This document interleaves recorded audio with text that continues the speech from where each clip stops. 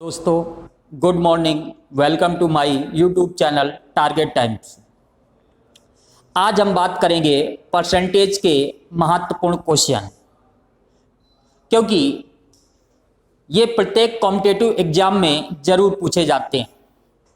देखते हैं question number पहले में कहा गया है, एक सिनेमाघर की सीटों की संख्या में 25% की वृद्धि और टिकट के मूल्य में 10% की वृद्धि, तो कुल आय में कितने परसेंट की वृद्धि होगी। इसका मतलब हम इस क्वेश्चन को फार्मूले से सॉल्व कर सकते हैं। फार्मूला देखते हैं, a plus B plus A B upon 100। इस बात को याद रखिएगा, वृद्धि शब्द प्लस साइन इस्तेमाल करेंगे और कमी शब्द में माइनस का इस्तेमाल करेंगे। कहा गया है सीटों में 25% की वृद्धि और टिकट के मूल्य में 10% की वृद्धि। अब इसको हम लोग सॉल्व कर लेते हैं। सॉल्व करते हैं यहां पे, तो 25 10 35 और प्लस ये 10 कट जाएगा और ये आ जाएगा 2.5। इसका मतलब 37.5। यही इसका आंसर होगा। इस बात को याद रखिएगा, ये फार्मूला है बहुत महत्वपूर्ण। एक बार और देखते हैं, a plus B plus A B upon 100। वृद्धि के लिए प्लस साइन का इस्तेमाल करेंगे और कमी के लिए माइनस साइन का इस्तेमाल करेंगे। उम्मीद करता हूं कि आप सभी लोग समझ गए होंगे। अगर कोई भी डाउट है तो मेरे व्हाट्सएप नंबर पर संपर्क कर सकते हैं। देखते हैं अगला क्वेश्चन नंबर दूसरा क्या कहा गया है। क्वेश्चन नंबर दूसरे में कहा गया, किसी आयत की लंबाई में 12% की वृद्धि और चौड़ाई में 10% की वृद्धि, तो उसके क्षेत्रफल में कितने प्रतिशत की वृद्धि होगी। देखते हैं इस क्वेश्चन को हम लोग कैसे सॉल्व करेंगे। कहा गया है आयत की लंबाई में 12% की वृद्धि, इसको भी इसी फार्मूले पे हम लोग सॉल्व कर सकते हैं, a plus B plus A B upon 100। देखते हैं, पहले 12% की वृद्धि लंबाई में की गई है और चौड़ाई में 10% की वृद्धि की गई है। अब इसको हम लोग सॉल्व करते हैं। यहां पे 12 और 10 मिलेगा 22 बना देगा और ये 10 कट जाएगा और ये आ जाएगा 1.2। आंसर होगा 23.2। यही इसका आंसर होगा। अब देखते हैं अगला क्वेश्चन। अगले क्वेश्चन में क्या कहा गया है। अगले क्वेश्चन में कहा गया है, एक वर्ग की भुजा में 10% की वृद्धि की जाए तो इसके क्षेत्रफल में कितने परसेंट की वृद्धि होगी। इस क्वेश्चन को भी इसी फार्मूले पे हम लोग सॉल्व कर सकते हैं। बात करें वर्ग की, तो वर्ग का क्षेत्रफल होता है भुजा स्क्वायर। इस शब्द का मतलब यह है कि भुजा का 2 बार इस्तेमाल करना है। यानी कि अगर भुजा में 10% की वृद्धि की गई है तो यहां पे a की जगह भी 10 रखेंगे और b की जगह भी 10 रखेंगे और इसी फार्मूले पे इसको सॉल्व करेंगे। देखते हैं कैसे।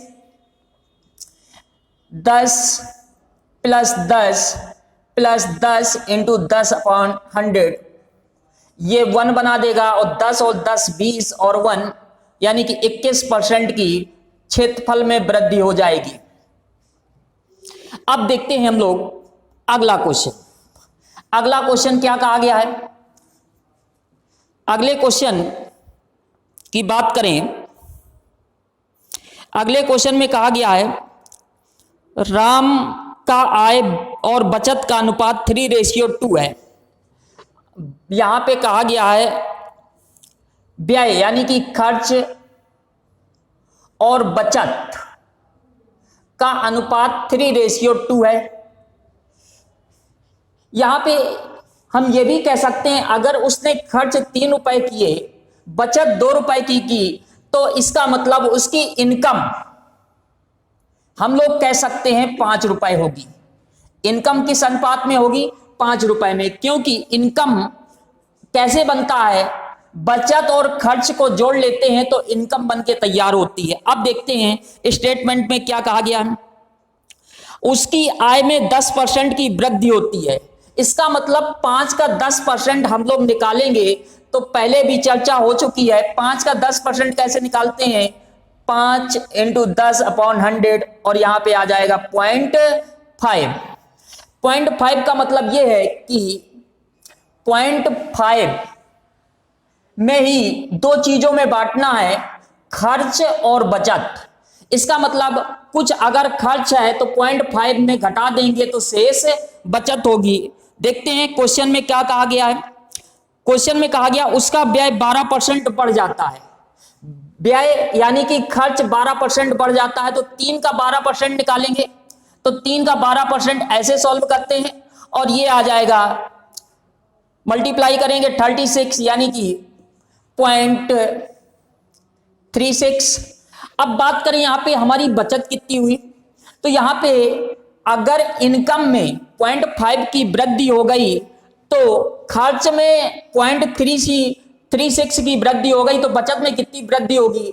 तो यहां पे अगर मैं 0.5 में 0.36 घटा दूं तो बचत के बारे में पता चल जाएगा और बचत आ जाएगी 0.16। और कहा गया कितने परसेंट की वृद्धि हो गई, तो कैसे निकालेंगे, 0.16 की वृद्धि हुई है किस पर, 2 पर, इंटू परसेंटेज में बनाना होगा तो 100 से मल्टीप्लाई करेंगे और इसको सॉल्व कर देते हैं। 2.07 और 100 से मल्टीप्लाई करेंगे, इसका मतलब आंसर क्या होगा, 7%। इसी क्वेश्चन को एक बार फिर से देखते हैं। क्वेश्चन में कहा गया है राम का खर्च और बचत का अनुपात है 3:2। अगर खर्च और बचत का अनुपात 3:2 है तो हम ये कह सकते हैं उसकी इनकम 3:5 के अनुपात में होगी। अब कहा गया है उसकी इनकम में 10% की वृद्धि कर दी जाए, तो 5 का 10% होता है 0.5। 0.5 को ही हम दो टुकड़ों में बांटेंगे, खर्च और बचत में। अब कहा गया खर्च में 12% की वृद्धि हो गई, तो 3 का 12% निकालेंगे तो 0.36 प्राप्त होगा। अगर 0.36 खर्च में वृद्धि हो गई तो बचत में कैसे पता चलेगा, 0.5 में 0.36 घटा देंगे तो बचत के बारे में पता चल जाएगा। और कहा गया बचत में कितनी वृद्धि हो गई, तो 0.14 की, किस पर, 2 पर, इंटू 100 और इसको सॉल्व करेंगे तो आंसर क्या होगा, 7%। अब देखते हैं हम लोग अगला क्वेश्चन। उम्मीद करता हूं कि आप सभी लोगों को समझ में आ गया होगा। अगर कोई भी डाउट है तो मेरे व्हाट्सएप नंबर पर संपर्क कर सकते हैं और अपनी प्रॉब्लम पूछ सकते हैं। बात इसी चैप्टर की नहीं करते, कोई भी चैप्टर हो, अगर आपको बेसिक पूछना है तो बेसिक भी पूछ सकते हैं, ट्रिकी मेथड से पूछना है तो ट्रिकी मेथड से पूछ सकते हैं। देखते हैं अगला क्वेश्चन। अगले क्वेश्चन में क्या कहा गया है, अगले क्वेश्चन में कहा गया है अरविंद अपनी आय का 25% खर्च करता है और शेष बचा लेता है। उसकी इनकम में 20% की वृद्धि हो जाती है तो खर्च में 10% की वृद्धि कर देता है। उसकी बचत में कितने प्रतिशत की वृद्धि होगी। मान लेते हैं अरविंद की इनकम 100 रुपए है। 100 रुपए क्यों लेट कर रहे हैं, ताकि इसका परसेंटेज आसानी से निकाल सके। क्वेश्चन में कहा गया 75% खर्च करता है, इसका मतलब अरविंद ने 75 रुपए खर्च किए तो बचत उसकी 25 होगी। अब क्वेश्चन में कहा गया है उसके इनकम में 20% की वृद्धि कर दी जाए, इसका मतलब क्या है, शुरू में अगर इनकम 100 रुपए है तो 20% की वृद्धि कर दी गई तो 100 का 20% 20 रुपए हुआ। अब 20 रुपए की वृद्धि हो गई है तो 20 रुपए को ही हम खर्च और बचत में बांटेंगे। 20 में ही कुछ खर्च हुआ होगा और 20 में ही कुछ बचत हुई होगी। अब क्वेश्चन में आगे कहा गया है खर्च में 10% की वृद्धि हो जाती है, इसका मतलब शुरू में अगर खर्च 75 रुपए है तो 10% की वृद्धि हो जाती है, तो 75 का 10% हम लोग सॉल्व करेंगे तो यहां पे प्राप्त होगा 7.5। इसका मतलब 7.5 की वृद्धि हो गई। अगर खर्च में 7.5 की वृद्धि हो गई, 20 में अगर मैं 7.5 को लेस कर दूं तो यहां पे आ जाएगा 12.5। इसका मतलब बचत में कितनी वृद्धि होगी? 12.5 की। अब इसको परसेंटेज में कैसे सॉल्व करेंगे देखते हैं। 12.5 की बचत में वृद्धि हो गई है, वो भी किस पर? 25 पर। और इसको परसेंटेज में सॉल्व करना है तो 100 से मल्टीप्लाई करेंगे और ये आ जाएगा 50%। क्या आ जाएगा दोस्तों? 50% इसका आंसर होगा। इसी क्वेश्चन को एक बार फिर से रिपीट करते हैं। मैंने कहा इसकी इनकम लेट कर लेते हैं, 100 रुपए है, 100 रुपए मान ली। क्वेश्चन में कहा गया है अगर खर्च 75% है तो खर्च हो गया 75 रुपए, बचत कितनी बची? 25 रुपए। अब स्टेटमेंट में कहा गया है इनकम में 20% की वृद्धि, इसका मतलब इनकम में 20 रुपए की वृद्धि करनी है। 20 रुपए की वृद्धि करनी है तो उसमें ही कुछ है खर्च होगा और शेष बचत होगी। क्वेश्चन में कहा गया खर्च 10% की वृद्धि हो गई तो 75 का 10% निकालेंगे, 7.5 आ जाएगा। इसका मतलब क्या हुआ? बचत कितनी वृद्धि होगी? 20 में अगर 7.5 लेस कर दें तो यहां पे बचत प्राप्त होगी 12.5। 12.5 यहां पे बचत में वृद्धि हुई किस पर? 25 पर इंटू 100। इसको सॉल्व करेंगे, आंसर आ जाएगा 50%। अगला क्वेश्चन देखते हैं हम लोग। अगले क्वेश्चन में क्या कहा गया है? अगले क्वेश्चन में कहा गया है, ये चुनाव से संबंधित क्वेश्चन है। पहले चुनाव से संबंधित चर्चा हो जाए। चुनाव से संबंधित क्वेश्चन कैसे बनते हैं? पहली बात तो याद रखिएगा, क्वेश्चन में हमेशा कहेगा एक चुनाव में 2 उम्मीदवार हैं। अब अगर 2 उम्मीदवार हैं तो एक विनर होगा और दूसरा लूजर होगा। अब यहां पे कभी कभी क्वेश्चन में कहता है कि कुछ वोट इनवैलिड हो गए। यहां पे हार जीत का फैसला केवल और केवल वैलिड वोट अर्थात वैध मतों से ही ज्ञात करेंगे। अब देखते हैं हम लोग क्वेश्चन में कहा क्या गया। क्वेश्चन में कहा गया है एक चुनाव में 2 उम्मीदवार हैं, उनमें से 60% एक को मिले हैं और 1600 वोटों से जीत गया। तो बताइए कुल मतों की संख्या। मान लेते हैं कुल मतों की संख्या 100% है। अगर 100% टोटल वोट हैं तो फर्स्ट कैंडिडेट को मिले हैं 60% वोट। इसका मतलब फर्स्ट कैंडिडेट को 60% वोट मिले हैं तो सेकंड कैंडिडेट को 40% वोट मिले होंगे, क्योंकि 100 में अगर 60 घटा देंगे जो आएगा सेकंड कैंडिडेट को मिले होंगे। अब हार जीत का फैसला कैसे होता है? दोनों के डिफरेंस से। दोनों का डिफरेंस क्या बताता है? यहां पे दोनों का डिफरेंस 60 और 40 का डिफरेंस हुआ 20%। इसका मतलब हार जीत का फैसला किस पे होगा? 20% पे। यही 20% बताता है कि 1600 वोटों से जीत गया। अब कुल वोटों की संख्या पूछी गई है तो कुल वोटों की संख्या मैंने क्या लेट कर ली है? 100%। आप ये बताइए 20% को 100% बनाना है तो कितना गुना कर दें कि 100% बन जाए? तो 20 का 5 गुना अगर करते हैं तो 100% बन जाएगा। इसका मतलब 5 का मल्टीप्लाई दोनों साइड कर दें तो यहां पे 100% बन जाएगा और 100% बराबर 16 इंटू 5 80 यानी कि 8000। तो कुल वोटों की संख्या क्या होगी? 8000। कुल वोटों की संख्या क्या होगी? 8000। देखते हैं एक बार फिर। मैंने कहा 100% वोट हैं, एक उम्मीदवार को 60% वोट मिले तो दूसरे को 40% वोट मिले होंगे। मैंने कहा कि हार जीत के लिए डिफरेंस जिम्मेदार होता है। 60 और 40 का डिफरेंस 20%। 20% बराबर 1600। 100% बनाना है तो 100% बराबर 8000। याद रखिएगा इस टाइप के क्वेश्चन कोई भी कॉम्पिटिटिव एग्जाम हो, एसएससी हो, रेलवे हो, बैंक हो, अवश्य पूछता है। इसलिए क्वेश्चन को लगाते कैसे हैं उस बात को याद रखिएगा। अब हम लोग देखते हैं अगला क्वेश्चन। अगले क्वेश्चन में क्या कहा गया?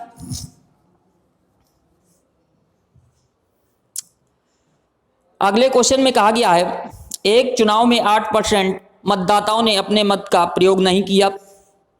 इस चुनाव में दो ही प्रत्याशी थे। जीतने वाले को कुल वोटों का 48% और 1100 वोटों से जीत गया। देखते हैं, मान लेते हैं, लेट कर लेते हैं टोटल वोट हैं, अब 100x लेट कर लेते हैं। अब क्वेश्चन में कहा गया है 8% वोटिंग नहीं हुई। अगर 8% वोटिंग नहीं हुई तो वोटिंग हुई कितनी, 8% घटा देंगे तो वोटिंग हुई कितनी, 92%। अब 92% में ही कुछ विनर को मिले होंगे और कुछ लूजर को मिले होंगे। अब देखते हैं विनर को कितने मिले हैं। क्वेश्चन में कहा गया है एक उम्मीदवार को कुल वोटों का, इस बात को याद रखिएगा, जिस शब्द का इस्तेमाल करे उसी से उसकी तुलना करिएगा। कुल वोटों का, क्वेश्चन में कहा गया कुल वोटों का 48% प्राप्त किए।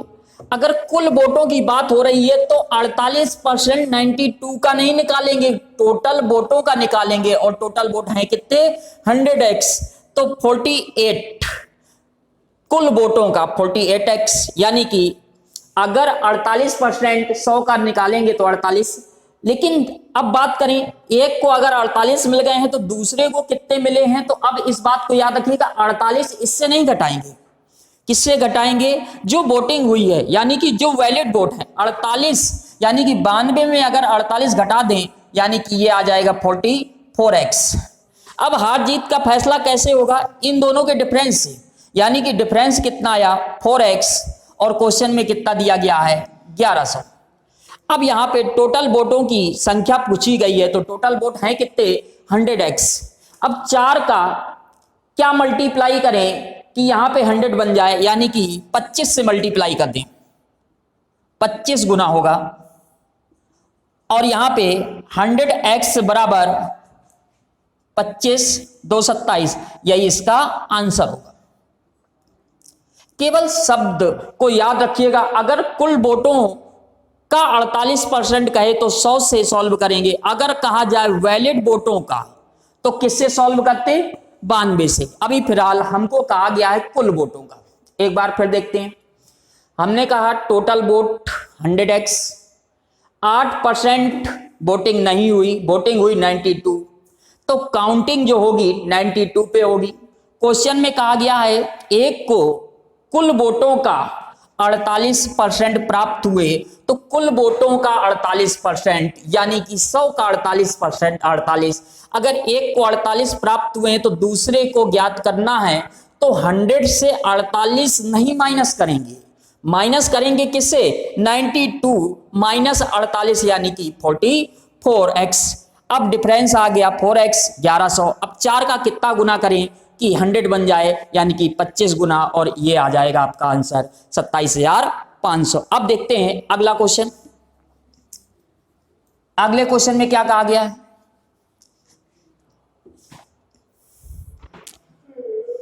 क्वेश्चन में कहा गया है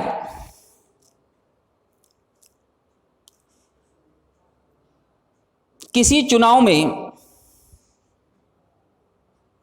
दो उम्मीदवार हैं, एक उम्मीदवार को वैलिड वोटों का 55% प्राप्त हुआ और 20% इनवैलिड हो गए। यदि कुल वोटों की संख्या 7500 है तो दूसरे उम्मीदवार को कुल वैलिड वोट कितने मिले, देखते हैं। अगर क्वेश्चन में कहा गया टोटल वोट हैं 7500, अगर टोटल वोट हैं 7500, क्वेश्चन में कहा गया 20% इनवैलिड हो गए, इसका मतलब 7500 का 20% निकाल लें। 7500 का 20% निकालेंगे तो यहां प्राप्त होगा 75 150 यानी कि 1500। अब यहां पे 7500 में 1500 वोट इनवैलिड हो गए तो माइनस कर दें और यहां पे बचे कितने 6000 वोट। 6000 वोट ही वैलिड हैं, इन्हीं 6000 में ही कुछ पहले कैंडिडेट को मिले होंगे और शेष दूसरे कैंडिडेट को मिले होंगे। और क्वेश्चन में कहा गया है पहले कैंडिडेट को वैलिड वोटों का, ये है वैलिड वोट, पहले कैंडिडेट को वैलिड वोटों का 55% मिले हैं। इसका मतलब क्या है, अगर पहले कैंडिडेट को वैलिड वोट का 55% मिले हैं तो दूसरे कैंडिडेट को वैलिड वोटों का 45% प्राप्त हुए होंगे। तो हम लोग क्वेश्चन में कहा गया है दूसरे उम्मीदवार को कितने वैलिड वोट मिले, तो यहां पे 6000 का 45% सॉल्व कर लेंगे, जो आ जाएगा आंसर होगा। देखते हैं क्या आ जाएगा। यहां पे सॉल्व करेंगे, 0 6 × 5 30 24 27, यही इसका आंसर होगा। ठीक, अब देखते हैं अगला क्वेश्चन। अगले क्वेश्चन में क्या कहा गया है,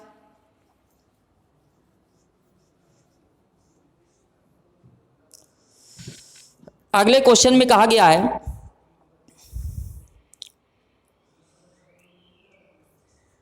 एक गांव की आबादी 20% प्रति दर से घट रही है। 2 वर्ष पहले की आबादी 10,000 थी, तो वर्तमान में आबादी क्या है। थोड़ा सा इस पर चर्चा करते हैं। जनसंख्या पर आधारित क्वेश्चन कैसे हम लोग सॉल्व करेंगे, तो इस बात को याद रखिएगा। पहली बात, यहां पे कैलकुलेशन जो हम करेंगे, कैलकुलेशन जो भी करेंगे लेफ्ट से राइट की ओर करेंगे, यही है आपके क्वेश्चन का बेस। बस इस बात को याद रखिएगा। यहां पे अगर पूर्व की बात कही जाए तो यहां रखेंगे, और प्रेजेंट की बात कही जाए तो यहां रखेंगे, और फ्यूचर की बात कही जाए तो यहां रखेंगे। अब देखते हैं कैसे हम लोग सॉल्व करेंगे। क्वेश्चन में कहा गया है 2 वर्ष पूर्व जनसंख्या थी 10,000, और कहा गया प्रति वर्ष जनसंख्या में 20% की कमी होती है। तो वर्तमान में उस गांव की जनसंख्या क्या है। तो क्या करेंगे, पूर्व से हम लोग बैक तो जाएंगे नहीं, हम लोग क्या करेंगे, फॉरवर्ड आगे बढ़ेंगे। और क्या कहा गया है, वर्तमान में पूछी गई है जनसंख्या, मान लेते हैं x है। तो हमने कहा कैलकुलेशन कहां से करना, लेफ्ट से राइट की ओर। और क्वेश्चन में कहा गया 20% कमी, तो इस बात को याद रखिएगा, कमी तो 100 से कम करिएगा, वृद्धि कहे तो 100 से ज्यादा करिएगा। 20% कमी का मतलब क्या हुआ, 80/100 इंटू 80/100, क्योंकि 2 साल की बात कर रहा है। और इसको सॉल्व कर लेंगे हम लोग, ये आ जाएगा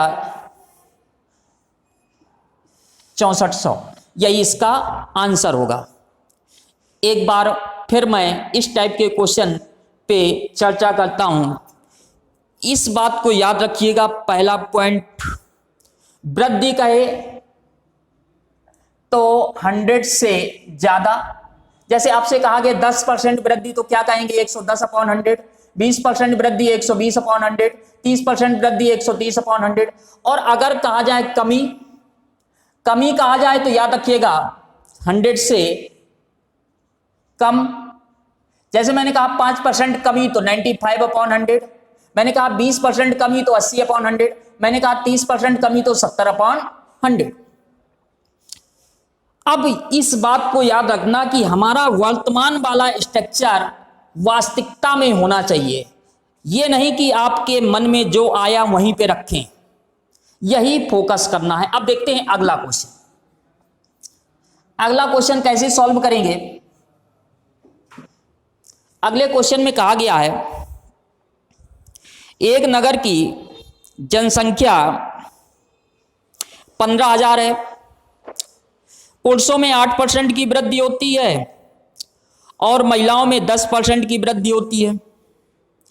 तो जनसंख्या बढ़कर 16,300 हो जाती है। उस नगर में स्त्रियों की जनसंख्या बतानी है। पहले बात करें हम लोग बेसिक तरीके से कैसे सॉल्व करेंगे। क्वेश्चन में कहा गया है 15,000 उस नगर की जनसंख्या है। अब 15,000 में ही कुछ फीमेल होंगे और शेष मेल होंगे। मान लेते फीमेल यहां पे x हैं, तो मेल कितने होंगे, तो मेल होंगे 15,000 माइनस x। अब क्वेश्चन में देखते हैं क्या कहा गया था। फीमेल में कहा गया 10% की वृद्धि। फीमेल में अगर 10% की वृद्धि हुई है तो क्या कहेंगे 110/100। और मेल में 8% की वृद्धि, इसका मतलब ये क्या कहेंगे 108/100। और दोनों को जोड़ देंगे तो टोटल जनसंख्या कितनी हो जाती है 16,300। अब इसको हम लोग सॉल्व कर लें। कैसे सॉल्व करेंगे, ये 100 एलसीएम लेंगे तो इस साइड आएगा, और यहां बात करें 110x। अब बात करें इसका मल्टीप्लाई करेंगे तो ये तो पहली बात तो ये माइनस का हो जाएगा x वाला 108x। और अगर बात करें यहां पे 16,300 और ये 100 का मल्टीप्लाई, और ये चीज उस साइड जाएगा माइनस का हो जाएगा। देखते हैं क्या आ जाएगा यहां पे, देखते हैं 1 2 3 15 120, 120 यानी कि 0, और ये 2, और ये आ जाएगा 15 1 16, यानी कि अब यहां पे 110x 108x यानी कि 2x, और ये आ जाएगा 10,000, और ये आ जाएगा x बराबर 5,000। यही इसका आंसर होगा। लेकिन हम लोग इस क्वेश्चन को ऑप्शन से सॉल्व कर सकते हैं। ऑप्शन से नहीं सॉल्व करना है तो एक बेहतरीन तरीका आपको बताता हूं कैसे सॉल्व करते हैं, देखते हैं। देखिए यहां पे क्वेश्चन में कहा गया है 15,000 जनसंख्या थी, बढ़ के हो गई 16,300। तो वृद्धि हुई कितनी जनसंख्या में, जनसंख्या में वृद्धि हुई कितनी 1,300 की। अब यहां पे कहा गया फीमेल कितने थे, तो फीमेल निकालना होगा तो कौन जिम्मेदार होगा, मेल। इस बात को याद रखिएगा। अगर आपसे मेल के बारे में पूछेगा तो मेल से वैल्यू नहीं निकालिएगा, किससे निकालेंगे, फीमेल से। और अगर फीमेल के बारे में पूछता है तो मेल से निकालेंगे। मान लेते हैं 15,000 में 8% की वृद्धि हुई तो 15 120, कितना हुआ 1,200। लेकिन क्वेश्चन में कितनी वृद्धि हो रही है 1,300, तो कितना डिफरेंस आया यहां पे 100 का। और यहां पे 100 का डिफरेंस क्यों आया है, क्योंकि मैंने सभी मेल मान लिए हैं। इसका मतलब यहां पे डिफरेंस कितना है 2%, यानी कि 2% बराबर 100, 1% बराबर 50 और 100% बराबर 5,000। यही इसका आंसर होगा। आइए देखते हैं अगला क्वेश्चन। अगले क्वेश्चन में क्या क्या का देखते हैं अगला क्वेश्चन। अगले क्वेश्चन में क्या कहा गया है। क्वेश्चन में कहा गया एक गांव की जनसंख्या प्रतिवर्ष 5% की वृद्धि होती है। इसकी वर्तमान जनसंख्या 4,410 है, तो 2 वर्ष पूर्व इसकी जनसंख्या क्या थी। ठीक है, समझते हैं। वर्तमान में जनसंख्या दी गई है 4,410, 2 वर्ष पूर्व की जनसंख्या पूछी गई है। तो 2 वर्ष पूर्व की जनसंख्या, पूर्व का मतलब हम लोग आगे नहीं बढ़ेंगे, पूर्व का मतलब यहां पे आ जाएंगे, और पूर्व की पूछी गई है, इसको एक्स सेलेक्ट कर ले। अब बात करें यहां पे कैलकुलेशन लेफ्ट से राइट की ओर करेंगे। इसका मतलब कहां से करेंगे कैलकुलेशन, एक्स से। स्टार्टिंग कहां से करेंगे, एक्स से। मैंने पहले भी बताया है कैलकुलेशन एक्स से भी हो सकता है और कैलकुलेशन नंबर से भी हो सकता है, डिपेंड करता है क्वेश्चन पर। देखते हैं, कहा गया था 5% की वृद्धि 105/100 इंटू 105/100। अब इसको हम लोग सॉल्व कर लें। 5 से काटेंगे 21, 20, 21 और 20। यहां पे 21 का स्क्वायर होता है 441, ये कट गया, यानी कि 20 इंटू 20 करेंगे 400, और 400 का मल्टीप्लाई 10 से करेंगे आ जाएगा 4,000। यही इसका आंसर, यही इसका आंसर होगा। अब देखते हैं अगला क्वेश्चन। अगले क्वेश्चन में क्या कहा गया है। अगले क्वेश्चन में कहा गया है एक मशीन की कीमत प्रति वर्ष 10% घट जाती है। यदि उसकी वर्तमान में कीमत 50,000 हो तो 2 वर्ष बाद उसकी कीमत कितनी। चलिए समझ लेते हैं हम लोग। वर्तमान में इसकी कीमत दी गई है, और वर्तमान में इसकी कीमत दी गई है 50,000। अब बात करें 2 वर्ष बाद, देखिए फिर वही बात आ गई 2 वर्ष बाद, तो 2 वर्ष बाद का स्ट्रक्चर आगे होगा ना कि पीछे होगा। और 2 वर्ष बाद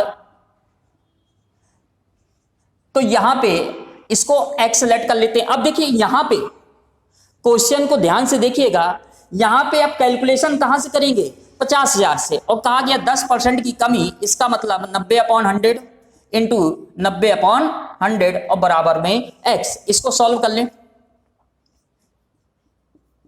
और ये आ जाएगा 8100 और इंटू 5 और ये आ जाएगा 5 40, यानी कि यही इसका आंसर होगा 40,500। देखते हैं अगला क्वेश्चन। अगले क्वेश्चन में क्या कहा गया है? अगले क्वेश्चन में कहा गया है एक गांव में 30% लोग शिक्षित हैं, 30% एजुकेटेड है, और कहा गया है कुल जनसंख्या है 6600। तो आपसे कहा गया है अशिक्षित लोगों की संख्या बताइएगा, अनएजुकेटेड लोगों की संख्या बतानी है। देखिए इस बात से कंफर्म है, कोई भी चीज अपने आप में परफेक्ट होती है। अगर 30% एजुकेटेड हैं तो आप कह सकते हैं 70% अनएजुकेटेड होंगे। तो कितने हैं अनएजुकेटेड? तो किसका 70% निकालेंगे हम लोग? 6600 का। तो 6600 का 70% निकालेंगे तो इस तरह से सॉल्व करेंगे और देखते हैं 0 42 और 42 4 46, यानी कि यही इसका आंसर हो। अनएजुकेटेड लोग कितने होंगे? 4620। अब देखते हैं हम लोग अगला क्वेश्चन। अगले क्वेश्चन को कैसे सॉल्व करेंगे? अगले क्वेश्चन में कहा गया है यदि किसी विद्यालय में 75% विद्यार्थी लड़के हैं, 75% बॉयज हैं, अगर 75% बॉयज हैं तो मैं कह सकता हूं गर्ल्स होंगी 25%। अब यहां पे बात करें, क्वेश्चन में कहा गया लड़कियों की संख्या 420 है। इसका मतलब क्या है? लड़कियों की संख्या 420 है, यानी कि लड़कियों की संख्या 420 है, इसका मतलब 25% बराबर 420। और आपसे कहा गया लड़कों की संख्या बताइए, और लड़कों की संख्या बतानी है तो एक बात तो यहीं से सॉल्व कर सकते हैं, लड़कों का परसेंटेज है 75%। ऐसा क्या मल्टीप्लाई करें कि 75% बन जाए? तो 25 का 3 गुना करेंगे तो 75% बन जाएगा। 25% इंटू 3 यानी कि 420 इंटू 3 और ये आ जाएगा 75% और बराबर 0 3 6 4 12, यही इसका आंसर होगा 1260। याद रखिएगा अगर बॉयज 75% हैं तो मैं कह सकता हूं गर्ल्स 25% होंगी। अगर गर्ल्स 25 है तो यही गर्ल्स की संख्या दी गई है 420। 25% शो कर रहा है 420 को, लेकिन हमसे पूछा गया है लड़कों की संख्या बताइए, तो लड़कों का परसेंटेज है 75%। इसका मतलब 25 का 3 गुना कर दें 75 बनेगा, यानी कि आंसर होगा 1260। अब देखते हैं अगला क्वेश्चन। अगले क्वेश्चन में क्या कहा गया? क्वेश्चन में कहा गया 40% लोग समाचार X पढ़ते हैं, 50% लोग समाचार Y पढ़ते हैं, 10% लोग दोनों समाचार पत्र पढ़ते हैं, तो कितने प्रतिशत लोग कोई भी समाचार पत्र नहीं पढ़ता?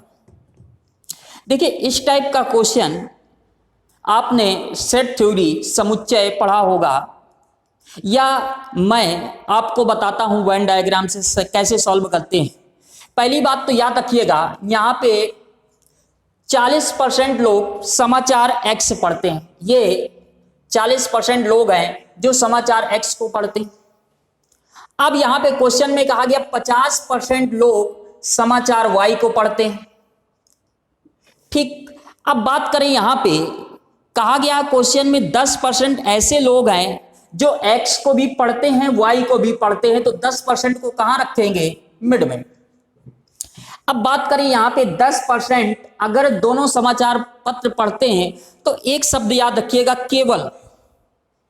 केवल का मतलब ये है, अगर ये 40 को शो कर रहा है, ये 10 को शो कर रहा है, तो 40 में 10 माइनस करेंगे तो 30%। 30% ऐसे लोग होंगे जो केवल एक्स समाचार पत्र पढ़ते हैं। अब यहां पे 10 यहां भी माइनस कर दें तो ये आ जाएगा 40%।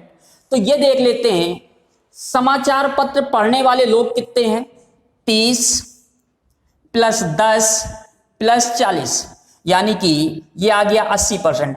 अगर 80% लोग समाचार पत्रों को पढ़ने वाले हैं तो मैं कह सकता हूं 20% लोग समाचार पत्र को ना पढ़ने वाले होंगे। इसका आंसर क्या होगा, 20%। याद रखिएगा कैसे सॉल्व किया गया, एक बार फिर बता दूं मैं। पहली बात, क्वेश्चन की स्टार्टिंग याद रखिएगा दोनों से करेंगे, बोथ से। क्वेश्चन में कहा गया 10% ऐसे लोग हैं जो एक्स समाचार पत्र पढ़ते हैं और वाई समाचार पत्र भी पढ़ते हैं, तो मिड पोजीशन में रख दिया। अब कहा गया एक्स समाचार पढ़ने वाले 40% लोग हैं, तो 40% का मतलब क्या हो, ये पूरे सर्कल को बताएगा। 40 का मतलब ये है कि उनमें से 10 ऐसे हैं जो एक्स के साथ साथ वाई समाचार पत्र भी पढ़ते हैं। तो यहां पे हम कहें केवल एक्स समाचार पत्र पढ़ने वाले, तो 40 में 10 माइनस करेंगे तो एक शब्द इस्तेमाल होगा केवल, और यहां पे बात करें वाई की तो वाई में 50 माइनस 10 करेंगे कितना आ जाएगा, 40। और ये पढ़ने वाले हैं तो 3 1 4 4 8 80% लोग पढ़ने वाले हैं, तो 20% लोग ना पढ़ने वाले होंगे। यही इसका आंसर होगा। उम्मीद करता हूं कि आप सभी लोग समझ गए होंगे। अगर कोई भी डाउट है तो मेरे व्हाट्सएप नंबर पर संपर्क कर सकते हैं। जितनी ज्यादा प्रैक्टिस करेंगे मैथ में उतने ही स्ट्रांग होंगे, इसलिए कंटिन्यू पढ़ाई करने की जरूरत है। देखते हैं अगला क्वेश्चन। अगला क्वेश्चन क्या कहा गया है, क्वेश्चन में कहा गया है राजीव किसी परीक्षा में 20% अंक प्राप्त करता है और 24 अंकों से फेल हो जाता है। अरविंद उसी परीक्षा में 45% अंक प्राप्त करता है और 26 अंकों से उत्तीर्ण हो जाता है। उत्तीर्ण होने के लिए कितने प्रतिशत अंक लाना अनिवार्य है। देखते हैं कैसे हम लोग सॉल्व करेंगे। यहां पे इस बात को याद रखिएगा, क्वेश्चन में कहा गया है 20% अंक प्राप्त हुए, ठीक। अगर 20% अंक प्राप्त हुए और 24 अंकों से फेल हो गया, इसका मतलब क्या हुआ, अगर उस स्टूडेंट के 24 अंक और आ गए होते तो पास हो गया होता। यानी कि पास होने की कंडीशन को शो कर रहा है, वो भी स्टेज न्यूनतम। और फिर कहा गया अरविंद को 45% अंक मिले और 26 अंक से उत्तीर्ण हो गया। इसका मतलब क्या है, अरविंद 45% अंक प्राप्त तो किया, लेकिन पास होने के न्यूनतम अंक से 26 अंक अधिक थे, तो इसको क्या करेंगे, माइनस करेंगे। अब इसको सॉल्व कर लें। देखिए 20 इस साइड जाएगा 25% और 26 इधर आ जाएगा, 2 4 1 5, यानी कि 25% बराबर 50, तो 4 गुना कर दें तो 100% बराबर 200, यानी कि परीक्षा का पूर्णांक कितना आ गया, 200। अब क्वेश्चन में कहा गया है पास होने के लिए कितने प्रतिशत अंक लाना अनिवार्य है, तो यही है पास होने की कंडीशन। तो देख लेते हैं 200 का 20% तो 200 का 20% प्लस 24, 200 का 20% निकालेंगे तो 40 और प्लस 24 यानी कि 64, और परसेंटेज में पूछा गया है 64 किसका, 200 का इंटू 100। इसको सॉल्व करेंगे तो आ जाएगा 32%। यही इसका आंसर। बस इस बात को याद रखिएगा, परसेंटेज को परसेंटेज से सॉल्व करिएगा और संख्या को संख्या से सॉल्व करिएगा। अब देखते हैं अगला क्वेश्चन। अगले क्वेश्चन में भी इसी टाइप की बात की गई है। 30% अंक मिले और 12 अंकों से फेल हो गया। 40% अंक मिले होते जो कि पास होने के न्यूनतम अंक से 28 अंक अधिक थे। यह भी सेम इसी कंडीशन पर सॉल्व करेंगे। देखते हैं कैसे। क्वेश्चन में कहा गया 30% अंक प्राप्त किए और 12 अंकों से फेल हो गया, इसका मतलब 12 अंक और आए होते तो पास हो जाता। उसी परीक्षा में दूसरे विद्यार्थी को 40% अंक मिले जो कि पास होने के न्यूनतम अंक से 28 अधिक थे। अब इसको सॉल्व कर लेते हैं। 30, 40, 10% और 28 इस साइड आएगा, 28, 30, 40 यानी कि 100% बराबर क्या कहेंगे 400। परीक्षा का पूर्णांक कितना हो गया 400। क्वेश्चन में क्या कहा गया है, पास होने के लिए न्यूनतम अंक पूछा गया। तो पास होने का न्यूनतम अंक का ये है कंडीशन, देखते हैं 400 का 30% प्लस 12, 400 का 30% निकालेंगे 120 प्लस 12 यानी कि 132, यही इसका आंसर होगा। फिर देखते हैं एक विद्यार्थी को 30% अंक मिले जो कि 12 अंकों से फेल हो गया। अगर 12 अंक और आए होते तो पास हो गया होता। दूसरे विद्यार्थी को 40% अंक मिले जो कि पास होने के न्यूनतम अंक से 28 अधिक थे, तो माइनस करना पड़ेगा। ये सॉल्व करेंगे तो 10% बराबर ये, क्योंकि पूर्णांक 100% होगा तो 10 गुना कर दें तो 100% बन जाएगा, यानी कि यहाँ पे 100% बराबर 400 और आगे सॉल्व कर लेंगे, इसका आंसर होगा कितना 132।